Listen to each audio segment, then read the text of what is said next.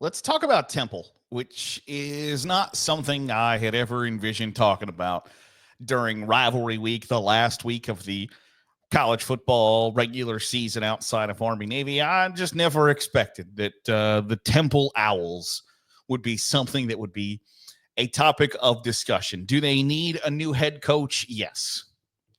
They fired Stan Drayton last week, or maybe it's been 2 weeks at this point, after a not successful tenure leading the Owls. And the Owls have not had a real successful tenure outside of the Matt Rule, Jeff Collins kind of back-to-back. Rod Carey was a bit of a disaster. Stan Drayton wasn't much better. And now they find themselves in need of a new head coach. And I think finding themselves in need of a new head coach got more difficult because of comments and actions taken by the administration at Temple. The athletic director has been incredibly slow to accept NIL is here, real, and here to stay. And then the president of Temple, who has been on the job for less than a month, essentially, comes from Drexel University, which is also in Pennsylvania, or also in Philadelphia, which is in Pennsylvania. I guess I was technically correct. Which is also in Philadelphia, and he has been on the record before as saying that university, Drexel University, was in an advantageous situation rather than a disadvantage because it does not have football, that having football is a drain on Division I universities of that size, caliber, etc. So those kind of things don't bode very well with a situation where Temple is unique spot in the college football landscape. It is in a major city.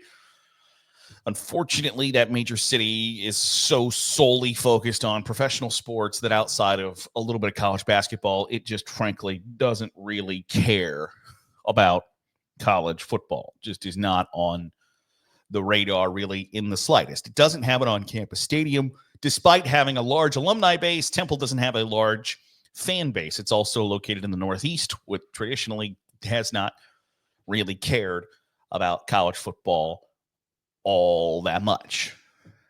So you kind of couple all those things together, it's already a difficult spot.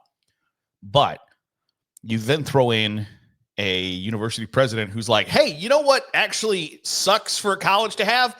Football. And you get questions starting to rumble of like, well, hey, wait a second. Is football in peril at this university? And I think that's a fair question, where the program doesn't necessarily have the resources to compete in the American, let alone on the grander college football stage. Then you have an athletic director who doesn't think that NIL is worth chasing. Ugh. And a president who says, like, hey, football sucks.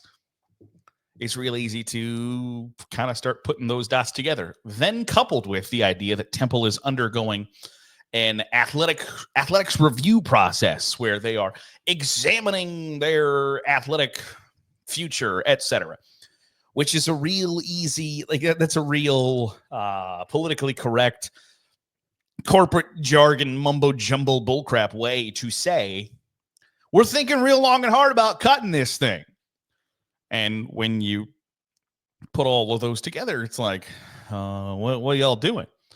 Well, apparently, we all read into that incorrectly, because the president of the university has released a statement that says, and I quote, "We are writing today to address recent media coverage which misrepresented Temple's position with respect to our football program. Football is an integral part of our identity, and we want to honor and reinvigorate our tradition and legacy. For generations, Temple football has been a source of pride and community, bringing us together to celebrate teamwork, perseverance, and excellence on and off the field. As we write this, we are actively engaged in discussions with several high-qualified head coaching candidates. We are searching for a coach who will infuse energy into the program and position us to compete for conference championships and play in bowl games. We look forward to making an announcement soon." That is from the Temple president, John Fry, and the athletic director, Arthur Johnson. I think that's bullcrap. I think it's poppycock, malarkey, balderdash, every other word that means bullshit. If you have been on the record as saying, I don't think it's good for Division I universities to have football, and then you say, by the way, we are in the midst of reevaluating our priorities and all of that crap in our athletic department, it's real easy to put 2 and 2 together that might be an option down the line, that it might be something that you are genuinely considering. Because at a school like Temple, at a university like Temple, is football a drain? Probably. At a school like Penn State, is football a drain? No. Because you got an on-campus stadium. It's one of the biggest in the world, and you can get a lot of people in there to pay a lot of money to watch your football team play, and a lot of different media companies are paying you a lot of money so they can broadcast your football games. That's not necessarily the case at Temple, where you got to rent out an NFL stadium for 21,000 people on a good Saturday to come down to your stadium to watch your team play, where you get maybe $1 million a year from ESPN. It's just not apples and apples. So, is football a drain at Temple? Probably. It's also a really good marketing tool. I go back to, do you remember when TCU played in the Rose Bowl? Well, the Red Rocket, Andy Dalton, led TCU to play in the Rose Bowl. Out of state applications for TCU after they played in the Rose Bowl rose 402%. Not a typo. 400% after they played in the Rose Bowl. Do you know how and why some major college football powers, Ohio State academically, has gotten significantly better in the last 20 years? Alabama has gotten significantly better academically in the last 20 years. The list kind of goes on and on and on. While football might be a drain, it's also a really good marketing tool, because I'm here to tell you that you probably think more highly of a school depending on how well their football team performs than how good their MBA program is, or their nursing school, or their engineering school, or journalism school, or teaching school, whatever the case may be. You're going to think a little bit better of a college and a university because of how well their football, basketball, other sports perform. And schools, Temple is an exemplary university. And you probably think less of it because its football program ain't good. And so while football might be a drain on that university, it's only a drain right now because you're not real good at it.